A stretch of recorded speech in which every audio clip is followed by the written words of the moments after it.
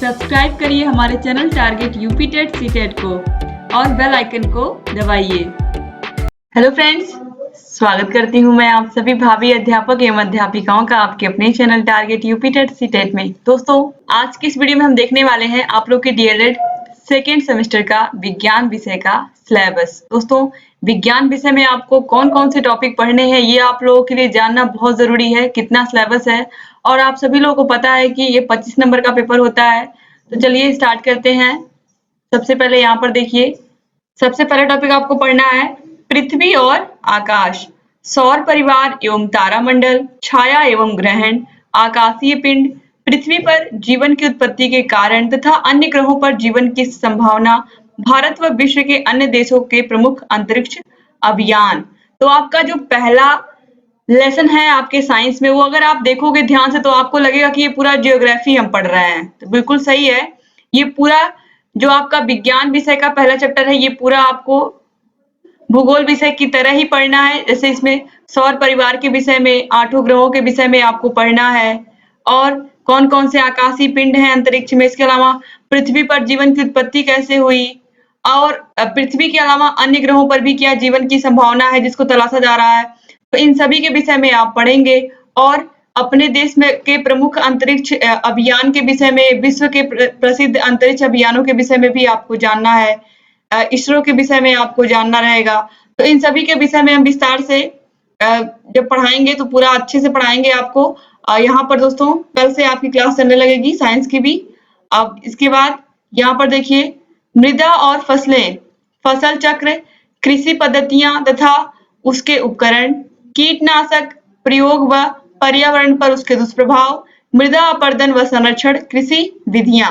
दोस्तों, जो आपका दूसरा चैप्टर है वो है मृदा तथा फसलें, फसल चक्र, रबी की फसलें, खरीफ की फसलें कौन कौन सी होती हैं। तो इन सभी फसलों के बारे में आपको जानना है, कृषि पद्धतियों के बारे में जानना है, किस किस कृषि उपकरण के द्वारा खेती की जाती है। इन सब के विषय में आप पढ़ेंगे दूसरे चैप्टर में। इसके बाद कार्य व ऊर्जा है। अब यहाँ पर देखिए, कार्य तथा ऊर्जा का मापन व आवश्यकता, ऊर्जा के विभिन्न स्वरूप, यांत्रिक ऊर्जा, रासायनिक ऊर्जा, ध्वनि, प्रकाश, विद्युत व आवेशीय ऊर्जा का अपव्यय व संरक्षण, ऊर्जा के विभिन्न स्रोत, ऊर्जा के सीमित व असीमित स्रोत, विकास एवं उपयोग, जैसे सौर ऊर्जा के उपयोग, सोलर कुकर, सौर सेल, जल उष्मक, पवन ऊर्जा के उपयोग, पवन चक्की, ज्वार भाटा आधारित ऊर्जा तथा नाभिकीय ऊर्जा, विभिन्न प्रकार की ऊर्जाओं का अंतर रूपांतरण। यानी कि जो आपका चैप्टर है कार्य व ऊर्जा, उसके अंतर्गत हमको कार्य और ऊर्जा जो टॉपिक है इसका विस्तृत अध्ययन करना है। इसमें कार्य और ऊर्जा की आवश्यकता क्या होती है और किस तरीके से ऊर्जा का रूपांतरण होता है, यानी कि जो ऊर्जा होती है उसका किस तरीके से यांत्रिक ऊर्जा का रासायनिक ऊर्जा में रूपांतरण होता है, ध्वनि ऊर्जा का प्रकाश ऊर्जा में रूपांतरण होता है, या विद्युत ऊर्जा का ध्वनि ऊर्जा में रूपांतरण होता है। तो किस तरीके से किसमें कौन सा रूपांतरण होता है, इन सभी के विषय में मैं पूरा विस्तार से आपको पढ़ाऊंगी। इसके बाद अब आगे है अगला चैप्टर, सरल मशीनें, प्रकार, उत्तोलक, पेंच, घिरनी, झुकातल, पहिया, दैनिक जीवन में उपयोग। यानी कि सरल मशीनें और उनके प्रकार जिनका हम दैनिक जीवन में उपयोग करते हैं, इसके विषय में भी विस्तार से अध्ययन करेंगे। अब इसके बाद है जीवों की संरचना, कोशिका, उत्तक, अंग, अंगतंत्र, जीव कोशिका की खोज, संरचना, कोशिकांग व उनके कार्य, ये सब हम पढ़ेंगे जीवों की संरचना में। अब इसके बाद अगला चैप्टर है जीवन की क्रियाएं। जीवन की क्रियाओं में आप सभी को पता है क्या होता है, पोषण मतलब खाना, श्वसन मतलब सांस लेना, उत्सर्जन मतलब अपशिष्ट पदार्थों को बाहर निकालना, संवेदनशीलता सभी प्राणियों में होती है, प्रकाश संश्लेषण की क्रिया किसमें होती है, पौधों में होती है, पौधे अपना खाना बनाने के लिए प्रकाश संश्लेषण की क्रिया करते हैं, वृद्धि व प्रजनन, वृद्धि और प्रजनन आप सभी को पता है जीवधारियों में होता है, वाष्पोत्सर्जन की क्रिया भी होती है।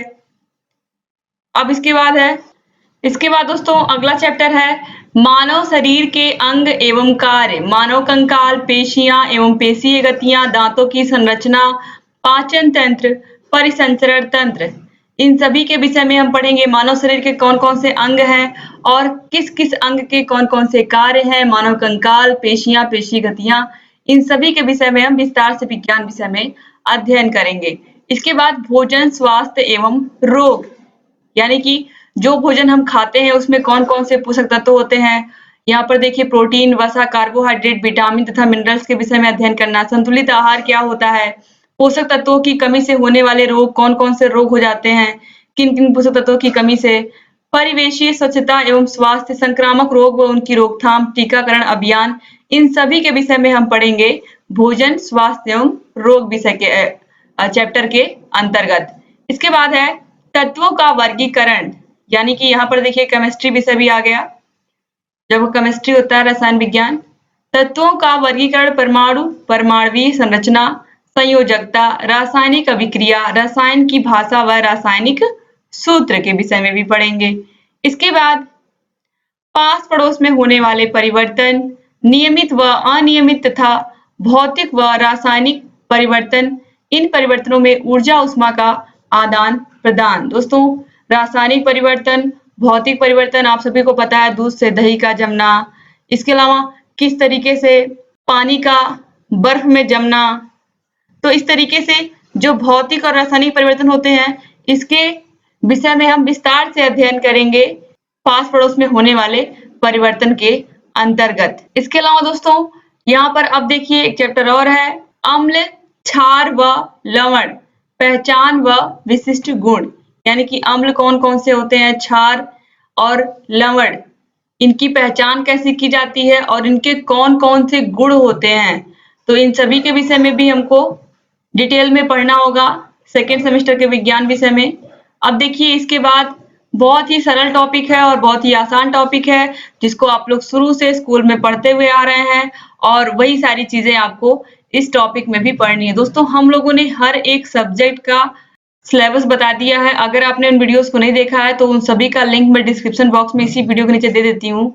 आपको सभी वीडियोस को देखना बहुत जरूरी है क्योंकि जब तक आपको ये नहीं पता रहेगा कि आपको किस सब्जेक्ट में कितना चैप्टर पढ़ना है और क्या-क्या पढ़ना है, तब तक आप सही से पढ़ नहीं पाएंगे। तो ये बहुत जरूरी है, सबसे पहले आप सभी सब्जेक्ट का सिलेबस देख लें।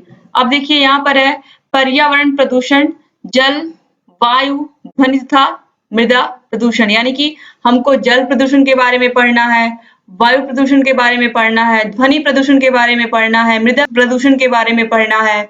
इनके कारण क्या-क्या हैं और इनका हमारे दैनिक जीवन पर क्या प्रभाव पड़ता है, इसके विषय में हमको पढ़ना है।